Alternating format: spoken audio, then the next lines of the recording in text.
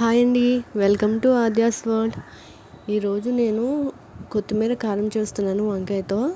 దీనికోసం ముందుగా వాటర్లో సాల్ట్ వేసుకుని పెట్టుకుని వంకాయల్ని ఇలాగ గుత్తుల్లాగా కట్ చేసుకుంటున్నాను. మనం గుత్తి వంకాయకి ఎలాగ కట్ చేసుకుంటామో అలాగే ఇలాగ 4 కింద కట్ చేసుకోవాలి. తర్వాత ఒక మిక్సీ జార్ తీసుకొని అందులోకి పచ్చిమిర్చి, కొత్తిమీర, కొంచెం జీలకర్ర, అలాగే ఒక 3 వెల్లుల్లి రెబ్బలు, కొంచెం సాల్ట్ ఇవి వేసుకొని మెత్తగా గ్రైండ్ చేసుకోవాలి. గ్రైండ్ చేసుకున్న తర్వాత ఆ పేస్ట్ని ఇలాగ వంకాయలోకి స్టఫ్ చేసుకుంటున్నాను. ఇక్కడ వంకాయలు అనేవి తెల్ల వంకాయలు అయినా పర్వాలేదు, ఇలాగ నల్ల వంకాయలు అయినా పర్వాలేదు. ఇలాగ అన్నిటిలోని కూడా ఇలాగ స్టఫ్ చేసుకొని రెడీగా పెట్టుకుంటున్నాను. నాకు వంకాయ అనేది చాలా బేసిక్గా చాలా ఇష్టం అండి. అందుకోసం నేను ఇలాగ డిఫరెంట్గా ట్రై చేస్తూ ఉంటాను. తర్వాత ఇప్పుడు కళాయి పెట్టుకొని అందులోకి ఆయిల్ వేసుకోవాలి.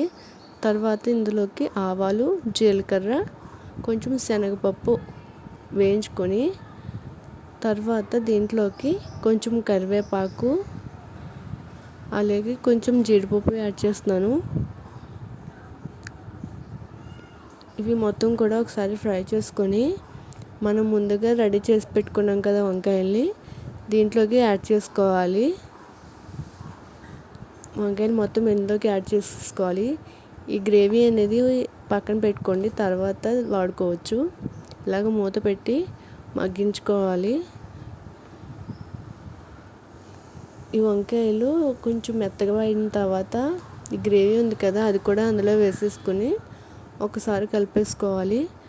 అలాగే కొంచెం వాటర్ యాడ్ చేసేసుకుంటున్నాను. ఇందులోకి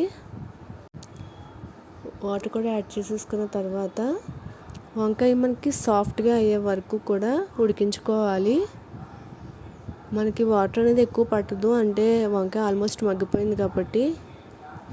చూసారు కదా, ఇప్పుడు ఒక స్పూన్తో ఇలాగ నొక్కితే వంకాయ అనేది సాఫ్ట్గా ఉండాలి. ఇలాగైతే మనకి కర్రీ రెడీ అయిపోయినట్లే. ఇంకా రెడీ అయిపోయిందండి వంకాయ కొత్తిమీర కారం. ఎలా ఉందో ఒకసారి మీరు కూడా నాకు కమెంట్ చేసి చెప్పండి. బాయ్.